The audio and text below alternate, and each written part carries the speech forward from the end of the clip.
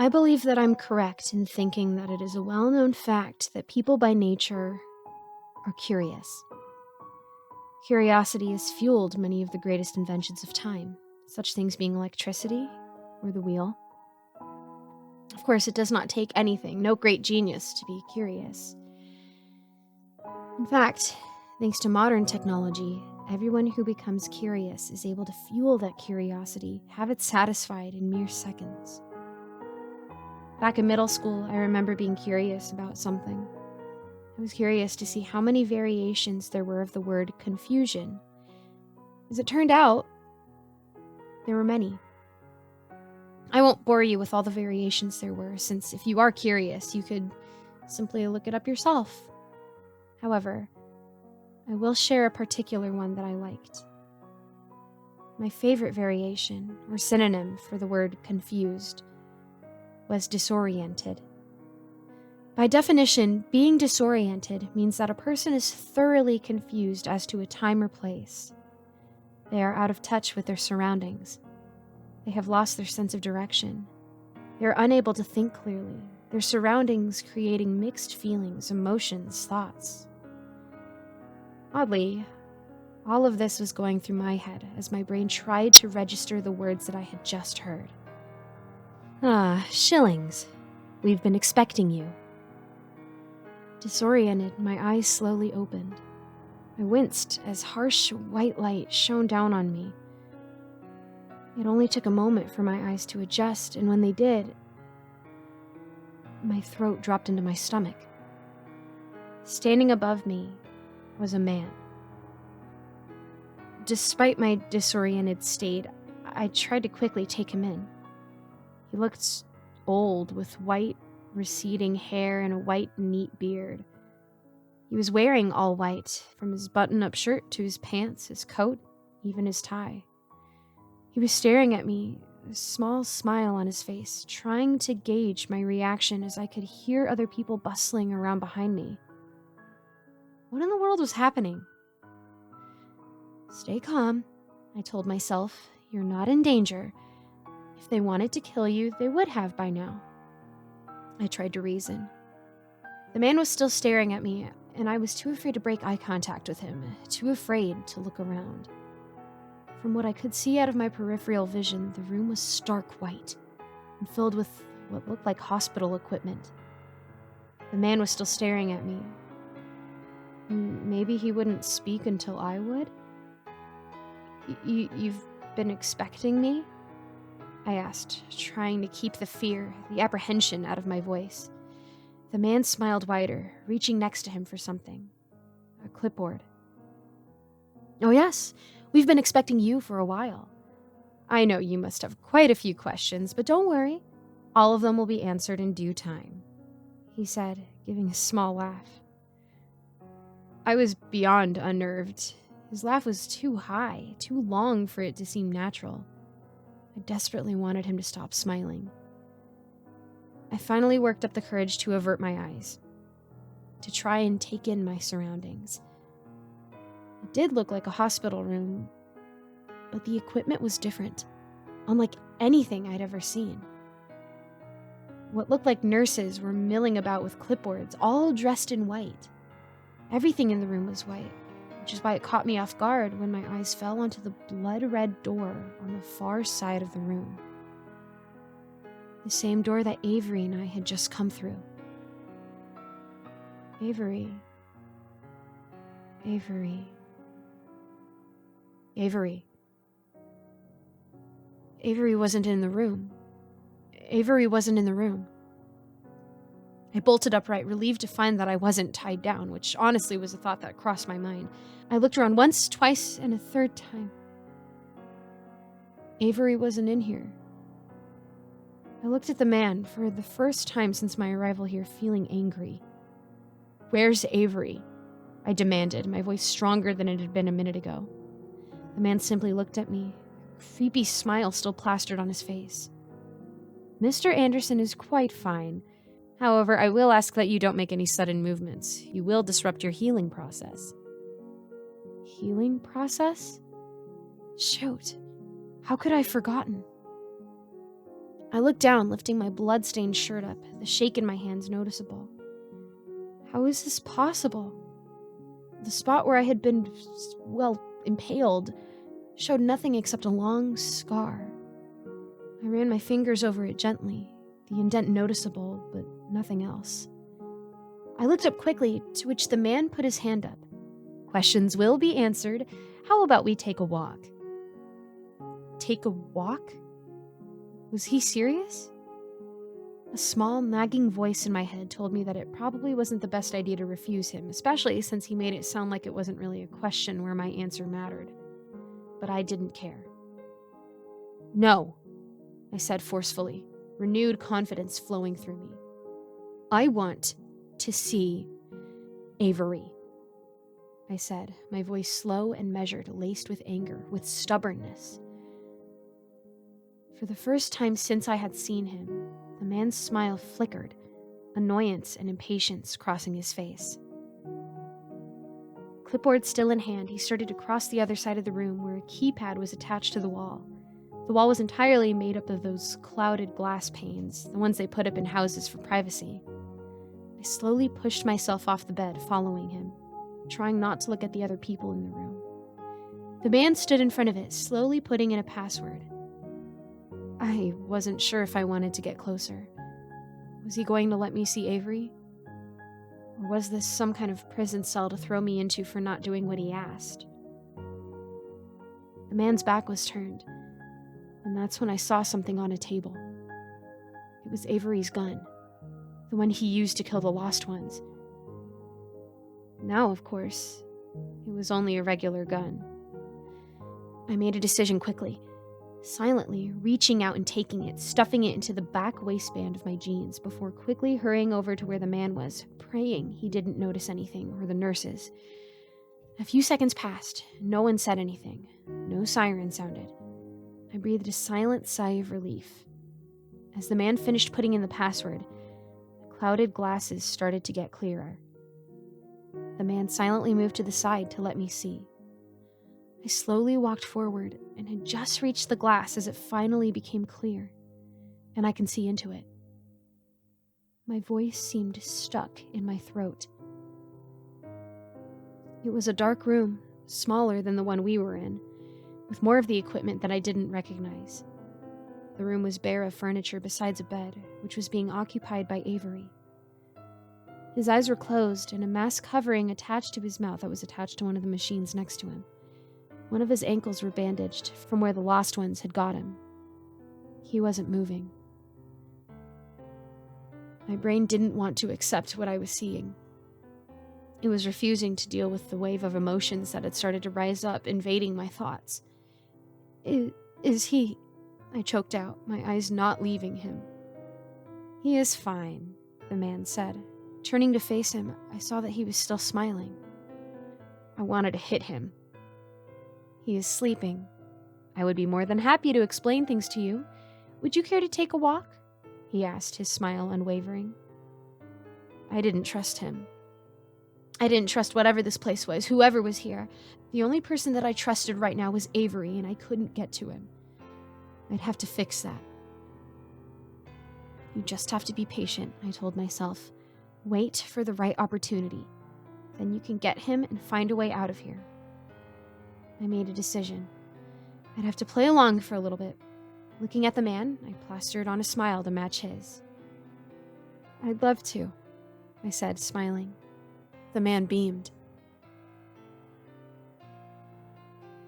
I had never been good in pressured situations, or lying for that matter. However, it was the thought of Avery lying motionless in that bed that allowed me to fall into step next to the man, to smile like everything was normal. It was the sight of Avery lying in the bed that made my nerves settle enough for me to pay attention to potential exits as we walked, trying to draw a mental map of the place. After all he had done for me, I owed it to him to find a way to get us out of there. So, I imagine you have a few questions, the man said, leading us out of the room and down a long, narrow hallway. I tried to not wince with each step because of my stomach, but it was a lot better than the alternative. You could say that, I replied. The man chuckled. I'll try to answer your questions to the best of my ability. What would you like to know first? I was trying to focus on finding a way out of here, but I also had questions. So many questions. I took a breath. What did you mean when you said that you had been expecting me? Where even am I? I asked, the words tumbling out of my mouth. We turned right around a corner. Well, I'll try to keep it simple. The fact of the matter, Theodora, is that you have what it takes to be a matchmaker, he said, a small smile resting on his face as he glanced at me. Internally, I froze. However, I tried to keep my feet moving. What?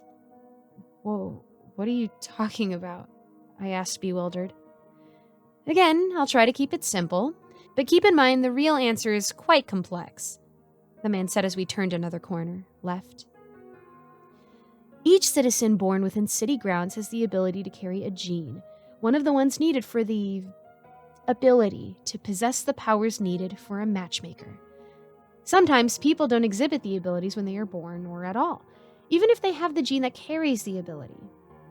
It is because of that citizens are required to have blood work done, so we can know who is carrying the gene, he said, his voice starting to sound flat, monotone. We use the blood work to identify the people so that later we can seek them out and begin training them to unlock the potential given to them. These people serve as the matchmakers, the leaders of the city, he said, this time giving me a meaningful glance. We were planning to seek you out after realizing that you carried this gene.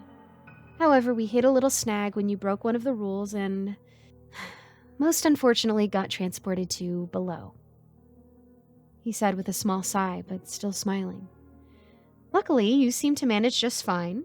Not without a few bumps along the way, of course, he said with a laugh, motioning to my stomach.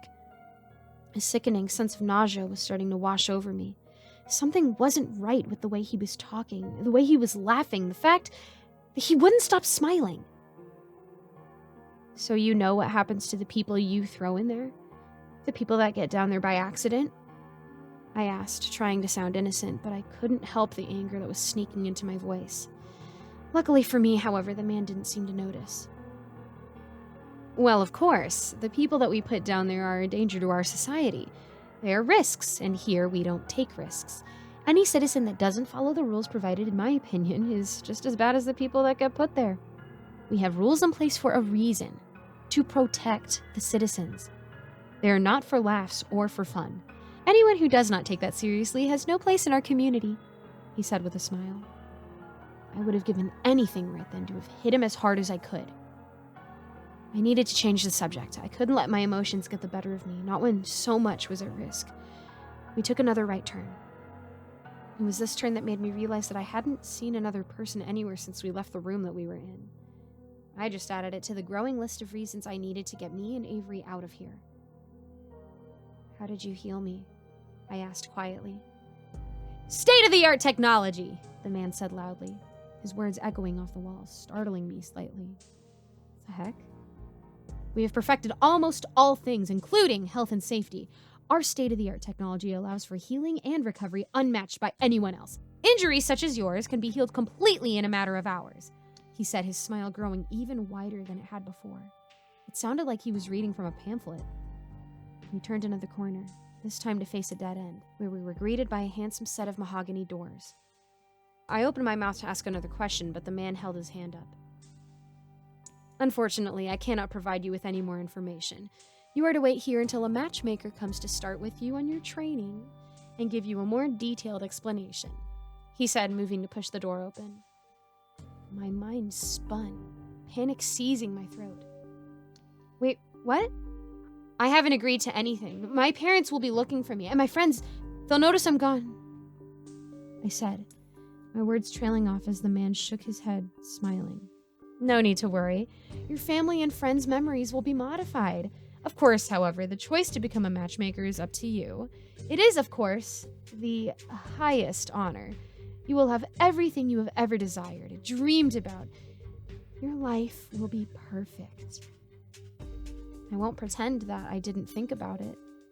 And I'm ashamed to admit that I considered it, even for a second. A perfect life everything taken care of for me, the ability to set people up with love, set them up with happiness, a perfect life. I paused, something rising up, blocking these intruding thoughts. What about Avery? I asked softly. The man smiled, shaking his head. He is no longer your concern. I thought of Avery. I thought of the mask over his mouth, his unmoving body.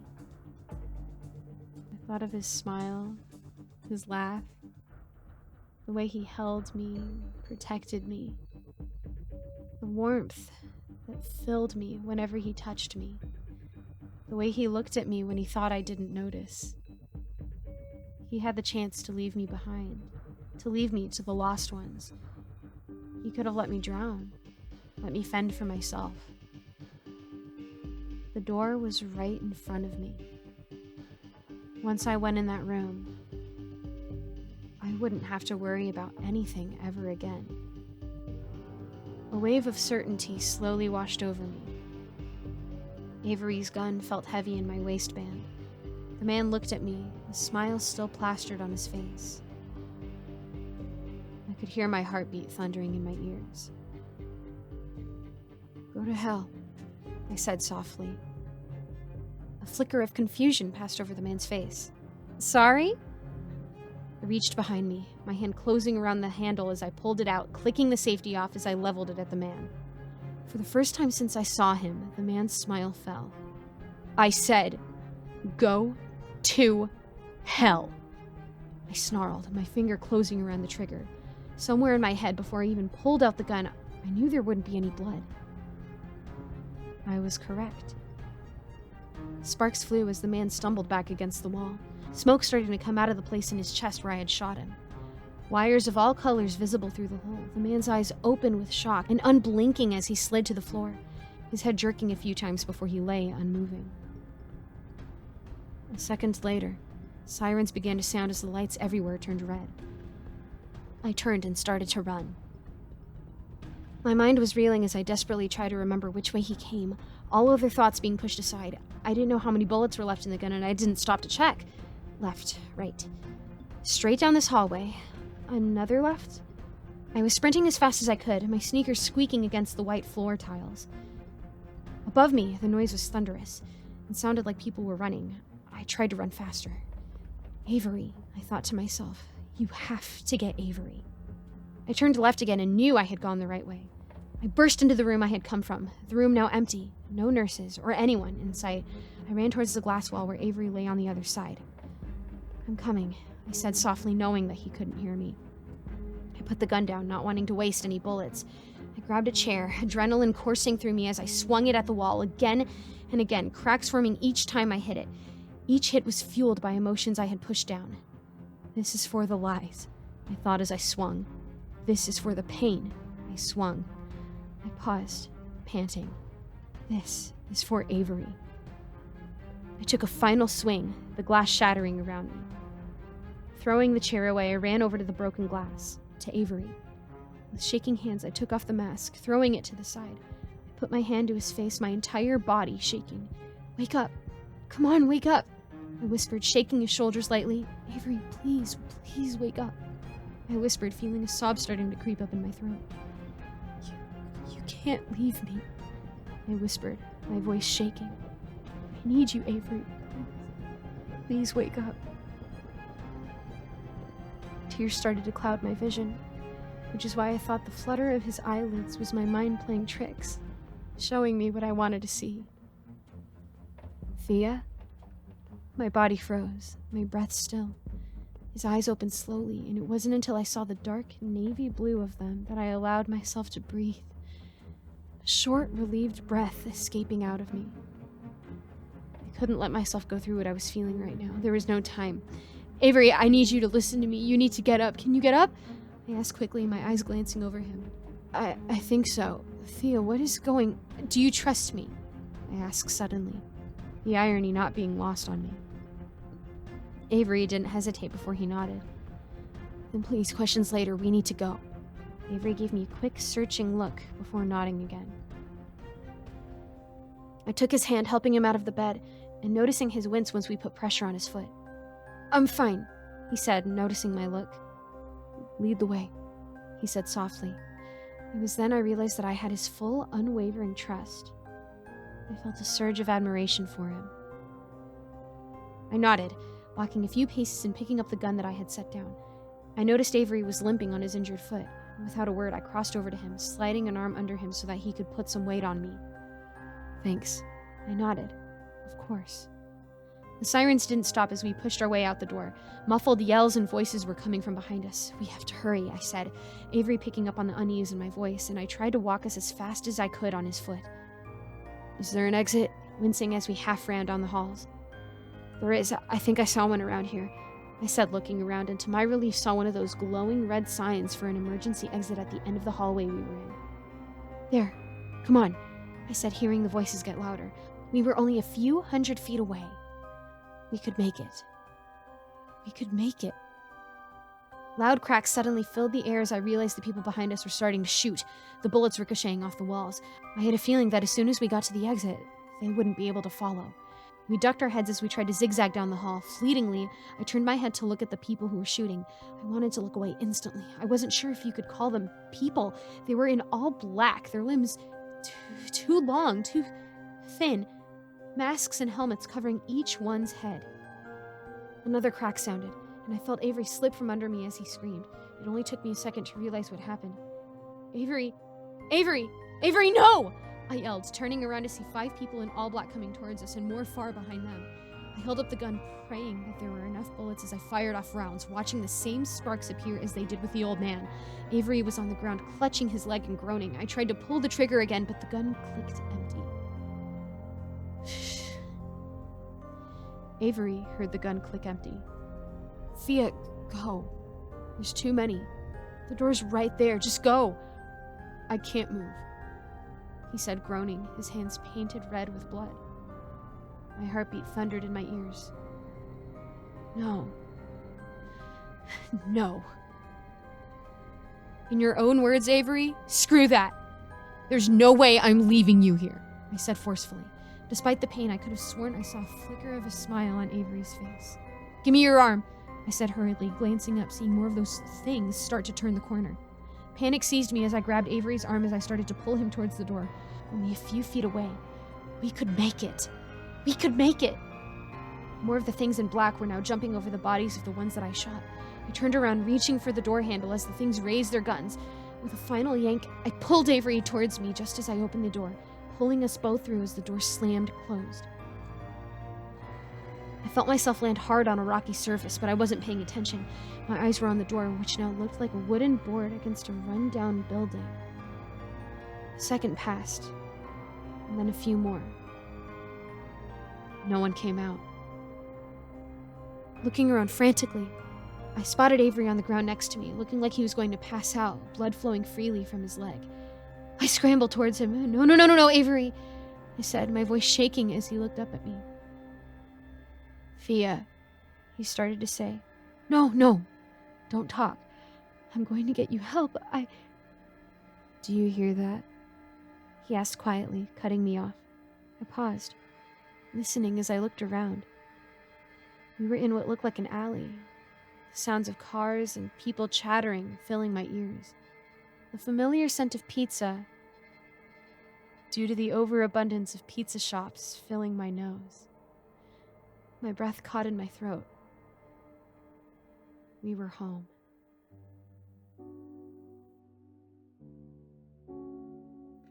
"Babe, come on, we're gonna be late!" I yelled across the house as I started to button up my shirt, my finger lingering for a half second over the scar that ran across the middle of my stomach, before buttoning my shirt up over it. I try not to think much about what happened 5 years ago. Some of the blanks I filled in for myself, but there were some questions that were best left unanswered. "We are not going to be late. Don't be so dramatic." A voice came from around the corner. I turned, smiling at the familiar sight of a tall figure with dark hair. "Avery, I swear, you try to make us late every time we go anywhere with my dad." I said, facing back towards the mirror, reaching for another button before I felt someone's hands there instead. Avery turned me towards him, starting to do my buttons up himself. That's crazy. And even if I was, I would be justified in doing so. Your dad scares me, he said with a small smile, his fingers brushing lightly against my skin as he continued to do up the buttons. That's ridiculous. You've known him for 5 years, I said, rolling my eyes to distract from the fact that even after 5 years, his touch still made my heartbeat feel like it was going to escape out of my chest. Still scary. Also, why do your parents have to fly down every year for your birthday? He mumbled. Because they couldn't fathom the fact that we moved so far away. Also, I like seeing you get dressed up, which you only do if they're around. I say, a smile tugging on the corners of my lips. Avery paused for a moment, bringing his eyes up to meet mine. Yeah? He said quietly, smiling enough that I could see his dimples. I swallowed. Yeah, I said back, smiling as he finished doing my buttons. I put my arms around him. I'll remind you that our anniversary is next week, which is celebrated without any family members if it makes you feel better, I said, my finger absent-mindedly running over his shoulder. I'd still like to debate about when exactly our anniversary should be. Is it the day we got married, or the day that you realized life was just a hollow shell unless you heard my heart was beating somewhere nearby? He said with a teasing smile. I couldn't help but match his smile as I rolled my eyes. Whatever you want. Although that would make our anniversary the same day as my birthday, which means we'd celebrate it with my parents, I said, moving my hands up across his shoulders to his chest. Definitely not. I wouldn't want to give you your anniversary present in front of your parents, he said, grinning. I smacked him lightly on the chest. My hand slid into his hair, pulling him down for a kiss, holding it for a moment to let myself enjoy the familiar shot of warmth that came with it before pulling away. All right, come on. We don't want to be late. I can't help but remember thinking at that moment how perfectly beautiful life was, despite all that we had gone through. In that moment, life was perfect. Life was without issue. Let's go, Avery!